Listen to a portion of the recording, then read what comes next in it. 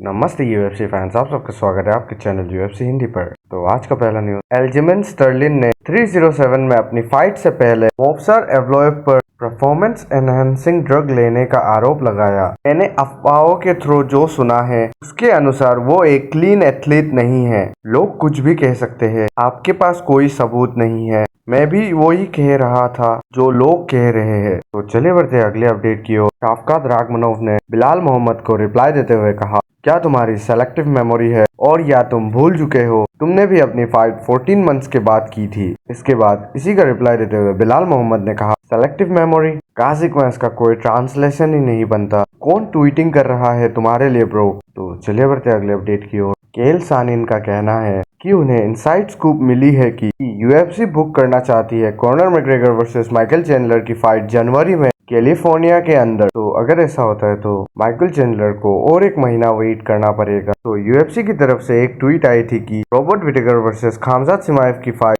इस फाइट को को मेन इवेंट से हटाकर Alexander Volkov versus Ciryl Gane की फाइट को मेन इवेंट में ढाल दी थी और Khamzat Chimaev versus Robert Whittaker की फाइट मेन इवेंट में एक फीचर फाइट के रूप में ढाल दी गई थी। तो इसके थोड़े ही देर बाद यूएफसी ये ट्वीट डिलीट कर देती है और फिलहाल में यूएफसी की तरफ से को मेन इवेंट तो Khamzat Chimaev versus Robert Whittaker की ही फाइट है। सीरियल गान और अलेक्जेंडर वोल्कोव की फाइट एक फीचर फाइट है मेन इवेंट में। कुछ भी हो जाए लेकिन Khamzat Chimaev versus Robert Whittaker की फाइट कैंसिल नहीं होनी चाहिए। अगर ये को मेन इवेंट की होती है तो ये फाइट 5 राउंड की ही होगी। कुछ लोग तो ये भी कह रहे हैं कि खामजात चिमाएव को बेनिफिट्स देने के लिए यूएफसी ने ऐसा करा था, लेकिन अभी कुछ भी कंफर्म नहीं है। फिलहाल तो ये फाइट को मेन इवेंट में ही दिखा रही है।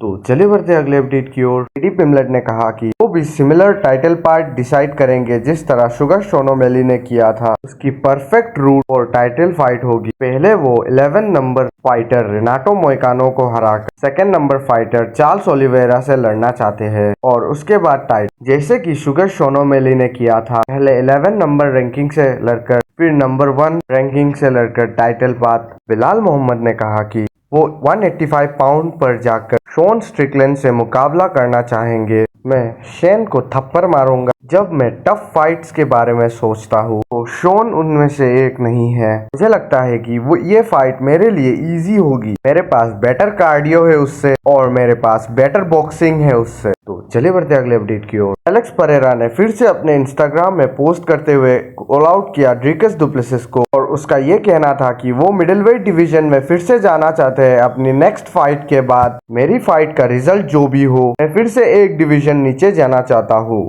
ड्रिकस, तुम अपनी विल को लाओ मेरे से फाइट करने के लिए ताकि तुम प्रूव कर सको तुम मेरे से बेहतर हो। तुम्हारे पब्लिक स्टेटमेंट के साथ इसको करना इजी होगा। और लास्ट में उन्होंने अपना सिग्नेचर डायलॉग मारते हुए कहा, चामा।